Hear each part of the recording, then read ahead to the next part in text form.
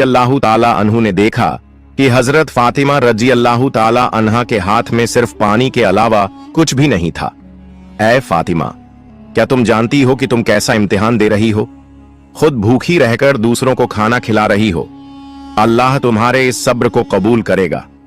ठीक उसी वक्त अल्लाह रब्बुल आलमीन ने हजरत जिब्रील अलैहिस्सलाम को हुक्म दिया, ऐ जिब्रील, जाओ मेरे प्यारे हबीब मोहम्मदुर रसूलुल्लाह सल्लल्लाहु अलैहि वसल्लम की प्यारी बेटी फातिमा ने जिस तरह सब्र किया है, खुद भूखी रहकर दूसरों को खाना खिला दिया, अब उनके घर में खाने को कुछ भी नहीं है, तुम जन्नत से उनके लिए खाना लेकर जाओ।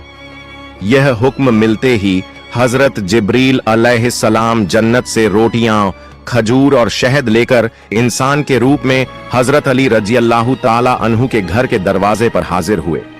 उस वक्त हजरत फातिमा रजी अल्लाह ताला अन्हा सिर्फ पानी पीकर अल्लाह की इबादत में मग्न थीं। तभी घर के बाहर से एक आवाज आई, या अहल उल बैत।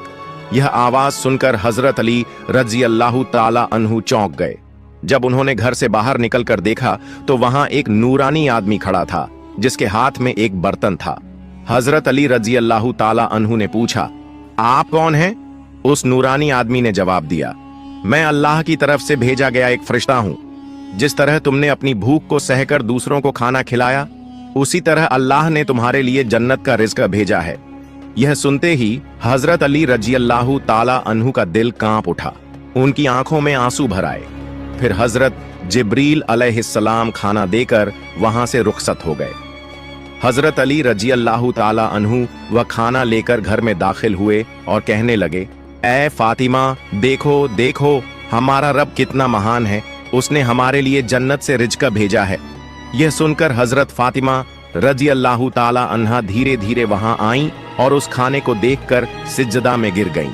उनकी आंखें मोहब्बत से उस बर्तन की तरफ देख रही थीं और वह दिल में कह रही थीं, ऐ अल्लाह, तू कितना रहीम है। उन्हें समझ में आ गया कि यह कोई साधारण खाना नहीं है बल्कि जन्नत का खाना है। इतनी नरम रोटियां, खजूर और शहद, यह तो अल्लाह की रहमत थी।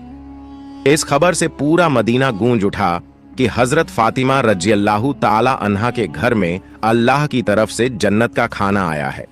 यहां तक कि जब यह खबर रसूलुल्लाह सल्लल्लाहु अलैहि वसल्लम तक पहुंची तो बहुत से लोग हैरान रह गए। कुछ लोग बेहद खुश हुए और कई लोगों का ईमान और भी मजबूत हो गया।